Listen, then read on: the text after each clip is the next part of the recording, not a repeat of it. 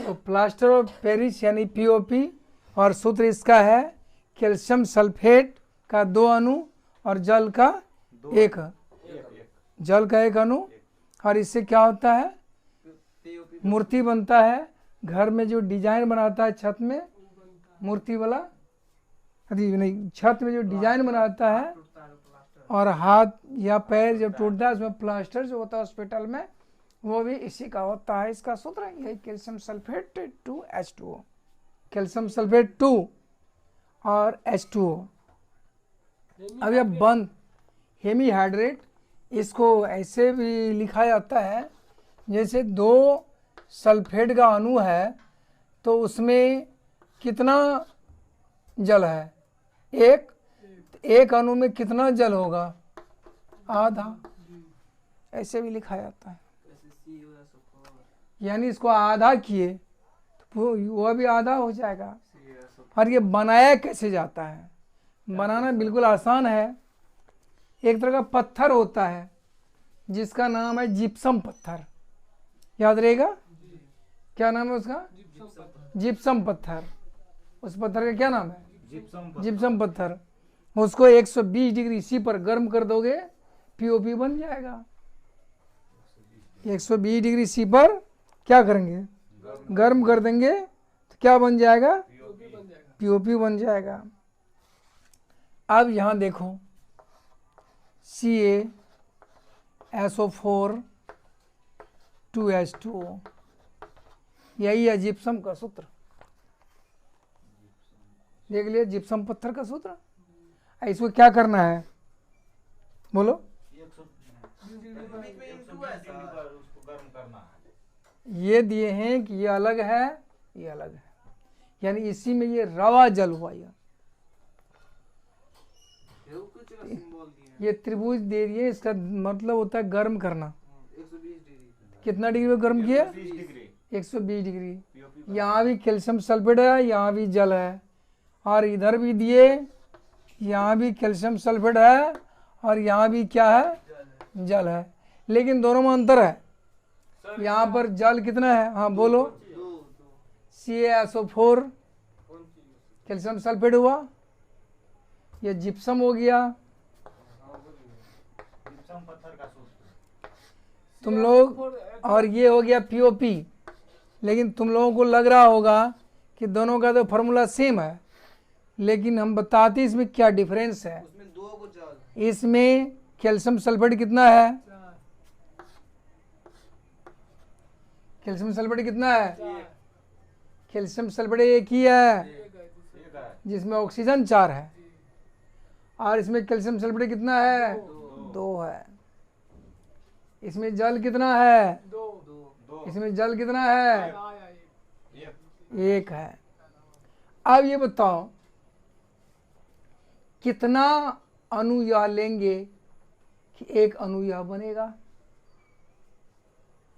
यहां तो calcium sulphate 2 चाहिए, इसके लिए एक और लेंगे, ये तो एक ही ना है। यहाँ तो कैल्शियम सल्फेट कितना चाहिए, 2 चाहिए, और यहाँ कैल्शियम सल्फेट है कितना, 1 है, एक और चाहिए। ठीक है, बैलेंस कर रहे हैं। हाँ बैलेंस यदि करना चाहोगे तो यहाँ कैल्शियम सल्फेट एक और ले लिए इधर भी हो जाएगा। कैल्शियम सल्फेट यहाँ 2 हो गया, तो यहाँ देखो कैल्शियम सल्फेट 2 हो गया, यहाँ पे H2 2 जल कितना हो गया यहाँ, 2 को, और यहाँ कितना, 2 को, तो 2 और 2 कितना हो गया, 4 हो गया। लेकिन इसमें जल है कितना, कितना एक्स्ट्रा निकल जाएगा, 3 H2O निकल जाएगा। इस तरह से पीओपी बनाया जाता है। लिखने में थोड़ा टेढ़ा मेढ़ा लगता है, याद करने में बहुत आसान है। कैसे बनता है पीओपी, तो जिप्सम पत्थर को गर्म कर देते पीओपी बन जाता है। कितना डिग्री सी पर गर्म करते हैं, 120 डिग्री पर गर्म करते हैं। अब रही बात इसका गुण, एक रंग कैसा होता है इसका, उजला, इसको मिटा दूं क्या,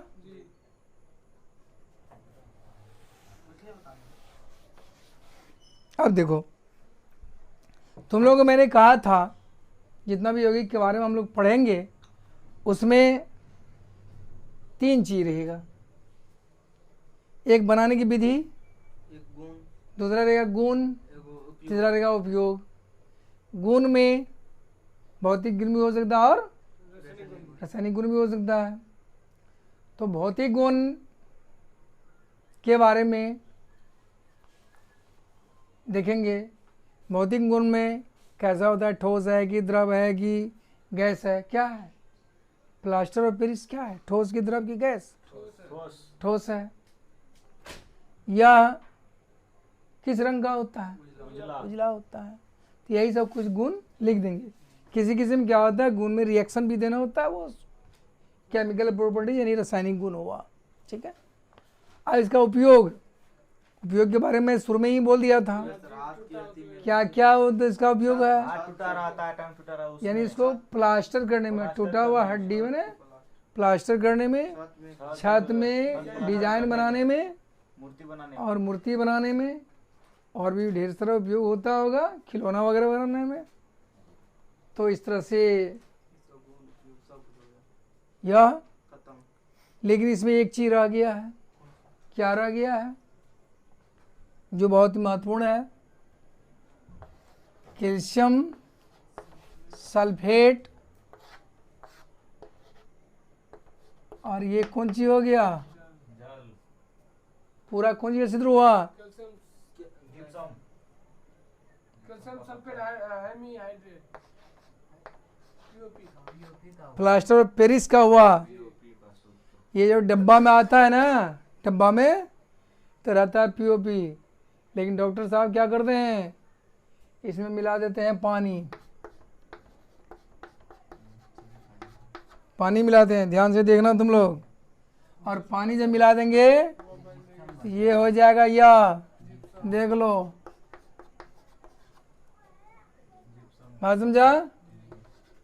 कौन सी बन गया? यह जिप्सम। ये पत्थर बन जाता है, और जिस कारण जो है वह जहाँ हड्डी टूटा हुआ रहता है पूरा पत्थर जैसे रहता है, टाइट रहता है, हिलता डुलता नहीं है। हाँ समझे? डब्बा फिर इसको गर्म करेंगे तो क्या बन जाएगा? Plaster of Paris. और इसमें पानी मिलाएंगे तो क्या बन जाएगा? कितना आसान है कन्वर्ट करना इसको। इसी उल्टा कर लिख देते। ये जो जल इसमें देख रहे हो ना, इसके साथ जल लगा हुआ है ना, इसको कहते हैं रवा जल। हाँ, इसमें इस अणु में जो जल लगा रहता है किसी यौगिक में, रवा देता उसको क्या कहता है? रवा जल। मिला दूं? अब अगला पॉइंट लेते हैं हम लोग, ब्लीचिंग पाउडर, विरंजक चूर्ण।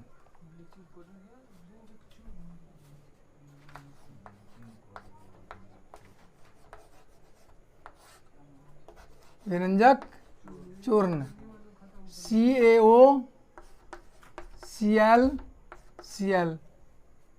कहने का मतलब ये ऐसे रहता है ज्वाइंट, इस हिसाब से इधर ये लगा रहता है, इधर ये लगा रहता है। देख लिया? एक तरफ OCl रहता है, इधर Cl रहता है, और इसमें ये इलेक्ट्रॉन दिया रहता है इसको। बात समझा ना? खैर इसकी आवश्यकता नहीं है तुम लोगों को। बनता कैसे है वो उसको मैं समझा देता हूँ, तुम लोगों को याद ही हो जाएगा। तुम लोग चूना देखे हो ना, कली चूना।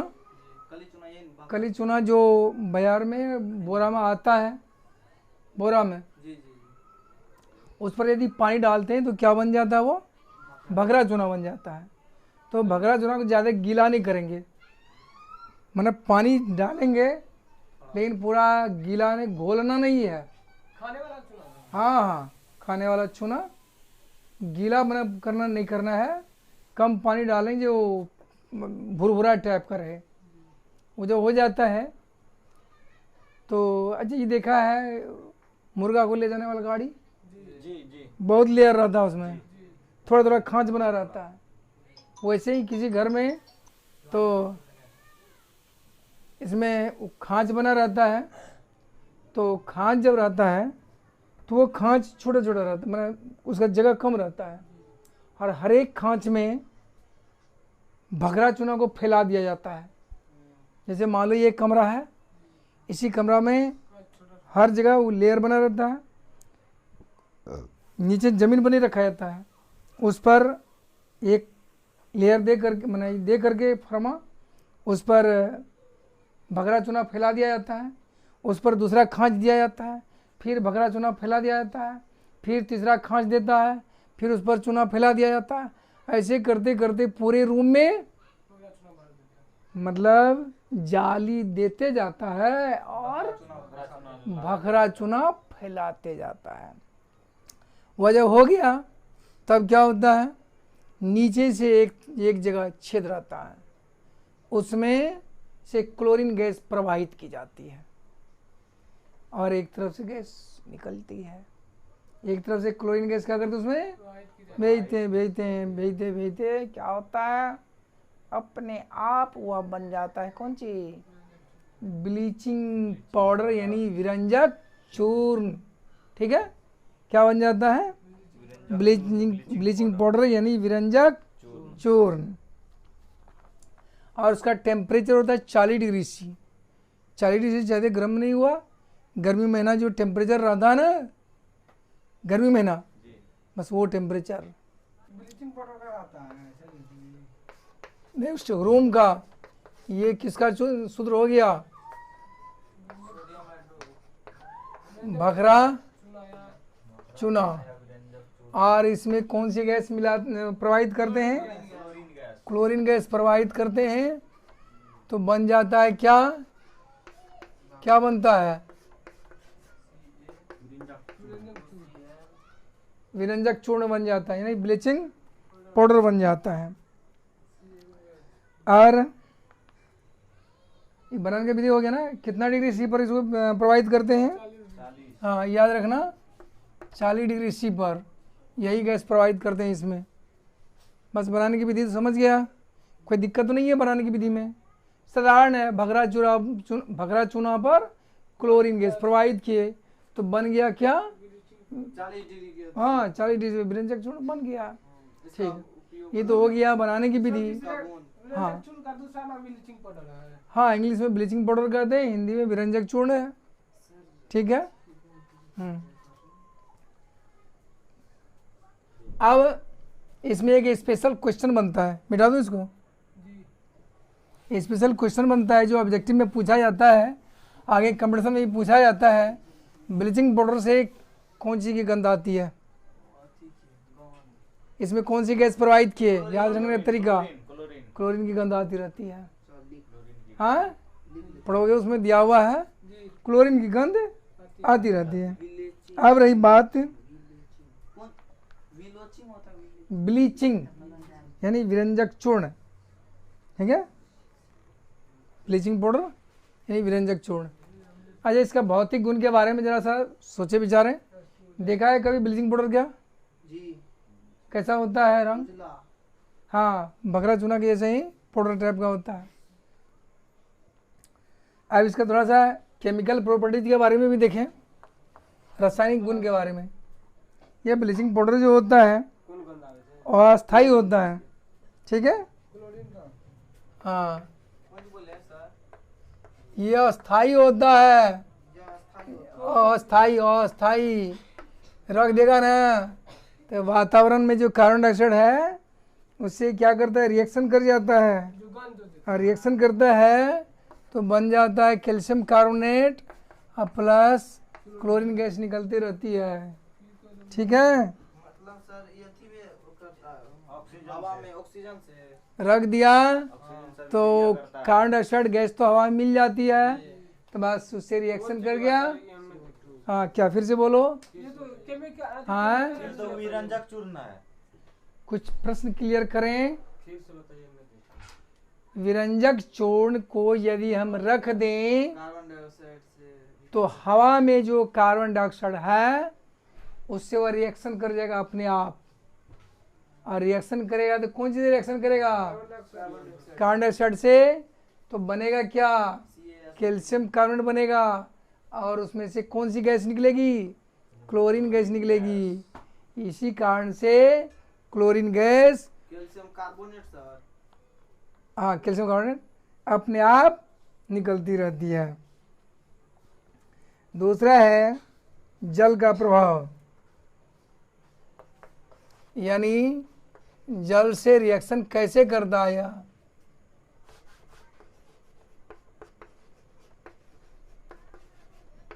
जब यह पानी से रिएक्शन करेगा तो कैल्शियम हाइपोक्लोराइट बनाएगा यह।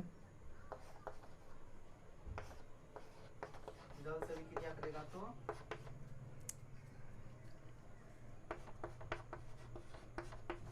Calcium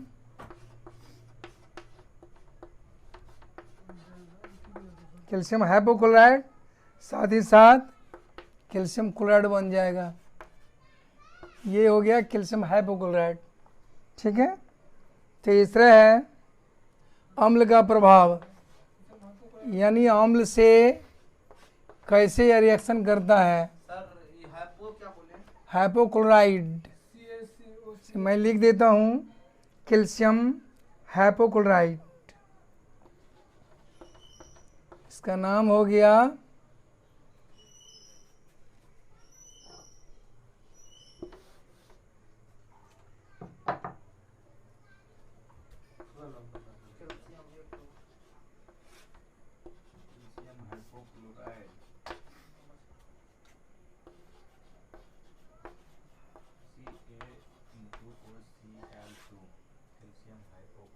calcium hypochloride. अब ये अगला पॉइंट को हम लोग देखते हैं।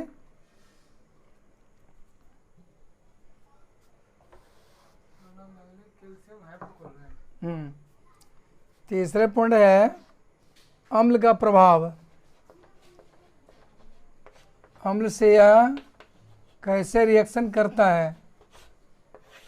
ठीक है। कौन सी का प्रभाव? अम्ल का प्रभाव। अम्ल का प्रभाव, यह जैसे ये तो हो गया ब्लीचिंग पाउडर, और यह मान लेते हैं कि HCl, मैंने कहा था ना कि HCl और H2SO4 यह बार बार आएगा। इसे रिएक्शन किया तो ऐसी स्थिति में कैल्शियम क्लोराइड प्लस जल प्लस Cl2 गैस ये बनती है। अब यह बताओ कि इसका काम क्या है। सर ये क्या CaCl2 plus H2O plus Cl2 क्या हुआ? यह हो गया कैल्शियम क्लोराइड, यह तो जल है और यह क्लोरीन गैस है। यह क्या हो गया? Calcium chloride. ये मैं पहले बताया भी था, कैल्शियम क्लोराइड, क्लोराइड नहीं लिखना, क्लोराइड। यहाँ पे क्लोराइड क्यों लिखा? और ये हाइपोक्लोराइट, दोनों दो सूत्र है। अब इसका काम क्या है? ब्लीचिंग पाउडर का काम क्या है? इसमें सर यह कीटाणुनाशक का काम करता है और कागज कपड़ा इस सब का रंग उड़ाने में, विरंजन में, ठीक है, उसको विरंजन करने में, यानी रंग को ख़त्म करने में होता है। क्लोरीन गैस बनाने में भी इसका उपयोग होता है। और यहाँ एक मैं तुम लोगों को मैंने बता दूं कि कैसे यह कीटाणुनाशक के रूप में काम करता है। तुम लोग भी अपने जीवन में इसका उपयोग कर सकते हो। मैंने भी ये देखा। हाँ, 2008 ईस्वी में जब बाढ़ आई थी तो मेरी ड्यूटी लगी थी कैंप में, तो वहाँ से मेडिकल डिपार्टमेंट के लोग आए और चापाकल में इसका उपयोग मैंने किए। कैसे किए? तो ऊपर से हैंडल को खोल करके हटा दिए, हैंडल जिसको ऐसे ऐसे करते हैं उसको खोल कर क्या किए, ढक्कन सहित हटा दिए, और उसमें जो नीचे में जिभिया या जिलेबी बोला जाता है उसको एक इतना बड़ा डंटा लेकर के थोड़ा उसको ऊपर उठा दिया, अलगा दिए, हाँ, हल्का ऊपर। उसके बाद ये तो हो गया कल का, मतलब चापाकल का काम। इधर दिया सलाई जो है ना, दिया सलाई जिसमें काठी रहता है, उतना बड़ा ढक्कन से एक ढक्कन ब्लीचिंग पाउडर लिए और एक बाल्टी पानी में उसको घोल लिए, घोल करके और चापाकल में डाल दिए। जब उसका जिबिया ऊपर उठा हुआ है तो पानी कहाँ चला जाएगा? सीधे नीचे चले जाएगा। तो पानी चला गया कहाँ? नीचे चला गया। और नीचे जब चला गया तो उसको छोड़ दिया गया। पूरी रात कहा गया कि इस चापाकल को नहीं चलाने के लिए। तो पूरी रात नहीं चलाया गया। सुबह में 2-4 बाल्टी पानी निकाल करके फेंक देने के लिए कहा गया। तो ऐसा ही किया गया और उसके बाद उस पानी का यूज किया जाने लगा। ये तो हो गया 2008 की बात। लेकिन मैं जब छोटा था तो बचपन में मैंने देखा था कि गांव में चापाकल नहीं के बराबर था, हर जगह कुआं था। तो सरकारी स्तर से आते थे, ब्लीचिंग पाउडर लेकर के 1 बाल्टी पानी निकाले और उसमें ब्लीचिंग पाउडर मिला करके उसमें डाल देते थे। और ब्लीचिंग पाउडर जैसे तुम लोग देखे होंगे कि जहाँ जहाँ कुछ गंदगी का रहता है वहाँ ब्लीचिंग पाउडर को छिड़क दिया जाता है। वो चूना वूना जहाँ हमको लगता है कि जैसे लगेगा कि गंदा वंदा जगह पर फेंक छिड़का जाता है, वह ब्लीचिंग पाउडर छिड़का जाता है। तो आज हम लोग 2 पॉइंट पर चर्चा किए और बाकी अब 2 पॉइंट है जिसको अगले क्लास में समाप्त कर दिया जाएगा। धन्यवाद।